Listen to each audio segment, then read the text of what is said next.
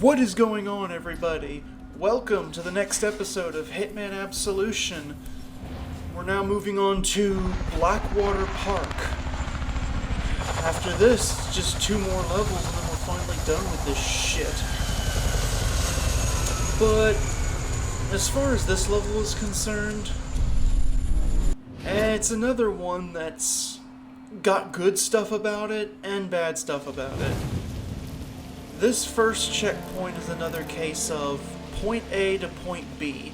They try to make it more interesting once you get inside, but you'll see. First thing we need to do is sneak through the outside garden area. That guy with the shotgun that just came out the door, we're gonna have to trail him. We need to let him pass so that he doesn't see us as we start sneaking in. And similar to Operation Sledgehammer, this is going to be another situation where our sneaking movements have to be very, very precise. And we also have to do a distraction on one guy, and then there's another guard that we're going to have to take out because he's just completely in the way. And we will be distracting him to do so. So anyways, let shotgun guy go by. And then what you want to do is sneak to the end of this and then sneak back, because there's a guard triggered by proximity that we need to trigger so that we can slip past him. This just shows you the nature of this game. Guards triggered by damn proximity. I know in the newer games there are certain NPCs that are kind of triggered by proximity, but that's because they have important dialogues. Anyways, do a gunshot distraction the exact way I just did, and then hide in this corner, let him pass, and proceed. And just go, go, go. Don't sneak run because they'll hear you. Stay against this as best as you can, and then get here. And then let the guard to the left walk away. And then the guard to the right is not going to see us, or at least he shouldn't.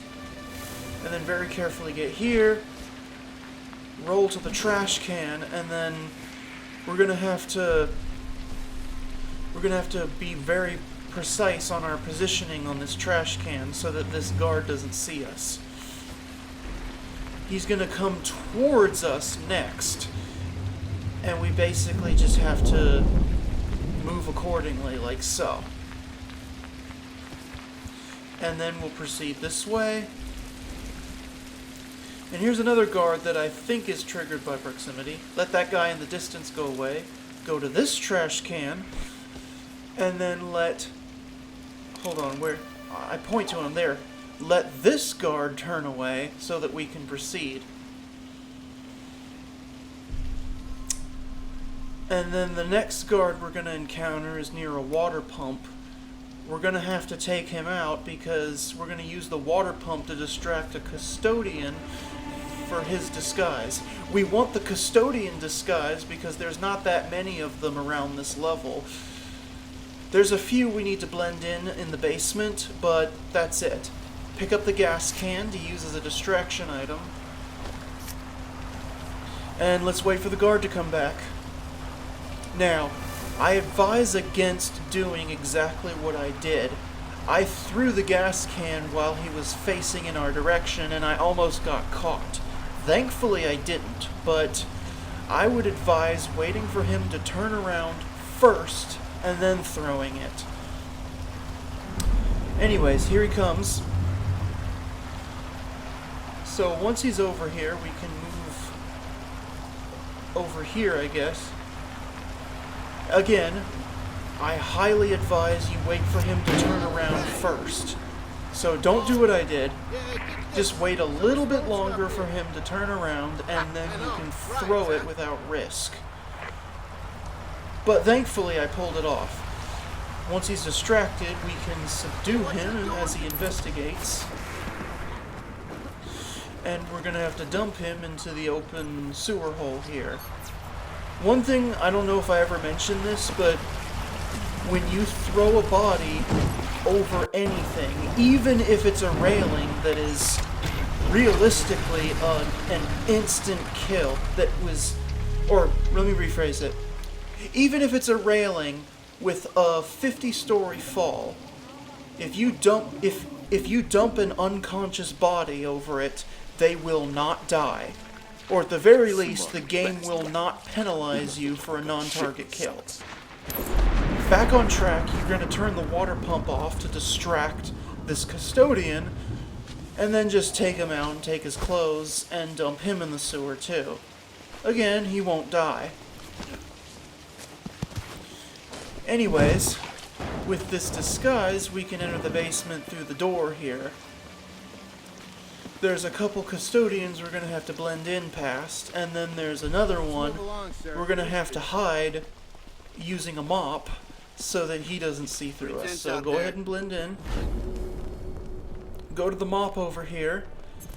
Hide on that so that he doesn't blow your cover.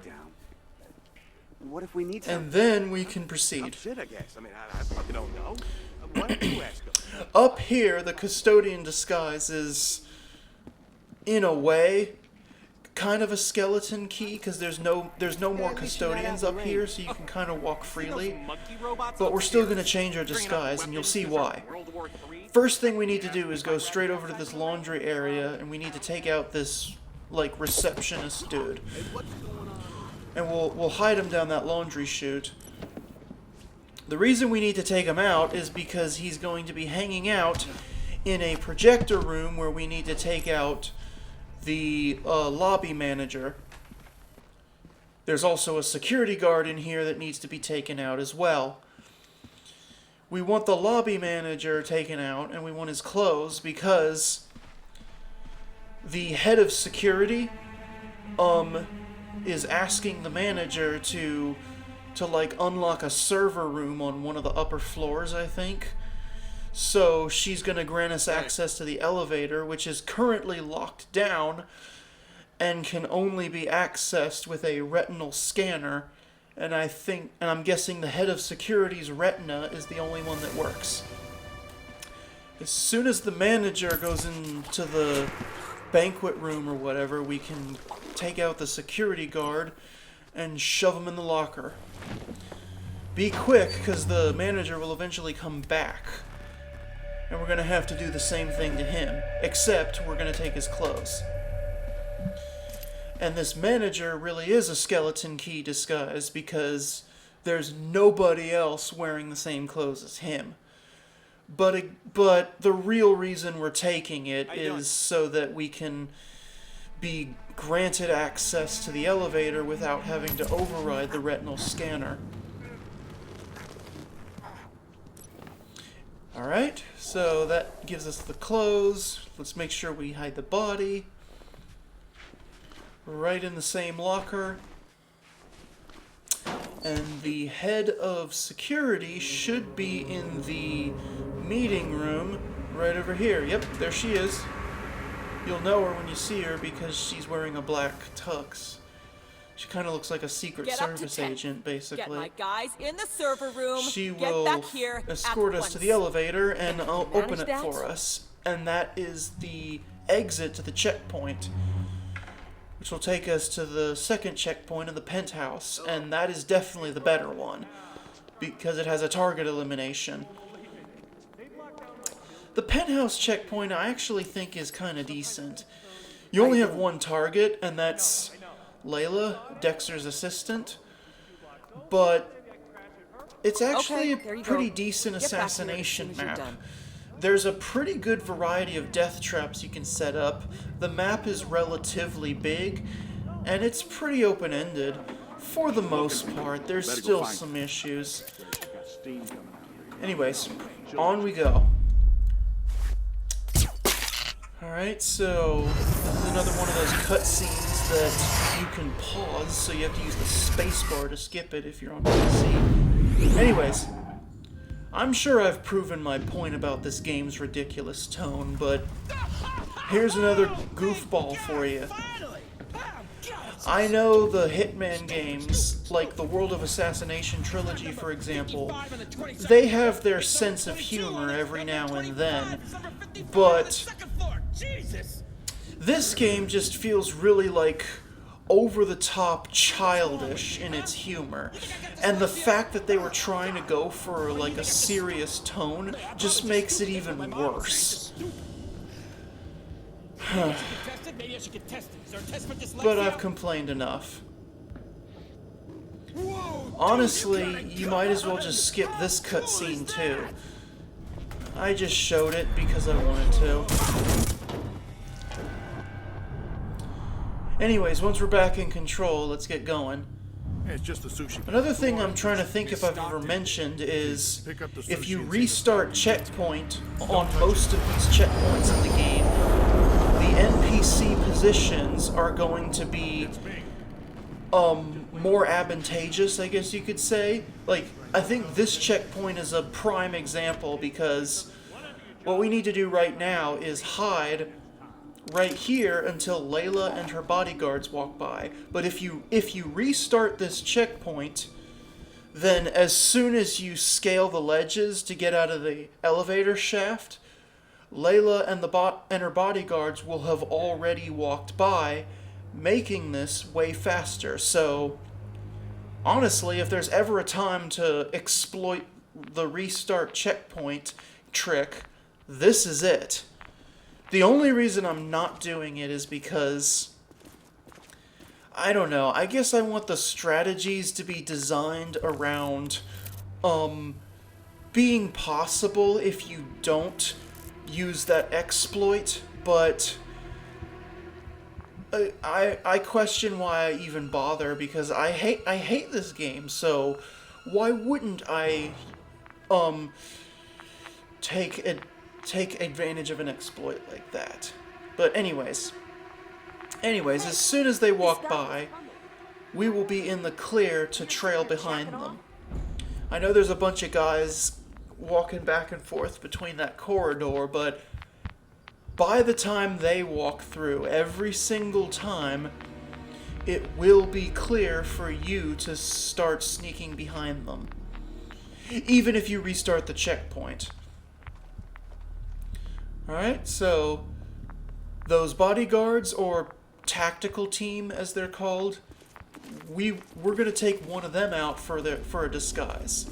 It's the best disguise on the checkpoint because it's technically different from the rest of these guards.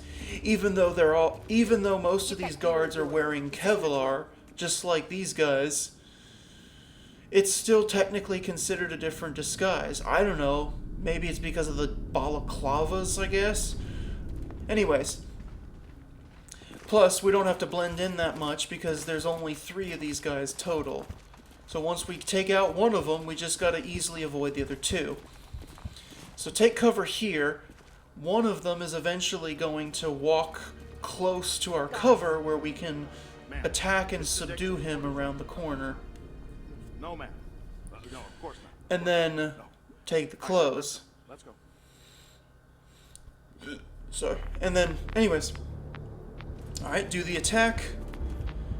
But make sure the other guy goes away, obviously. And then we'll subdue. Go ahead and put his clothes on. As far as hiding the body, we need Layla to walk away first. There's a key card on this desk. You don't actually need it. I guess I just mistakenly took it because I thought I was doing this the old way that I used to do it. But I forgot that I had a new, faster strategy. So you do not need that key card. Anyways, Layla's walking away. We can hide the body right in here. And now we'll get into position for our death trap. Like I said, there's a lot of death traps in this map.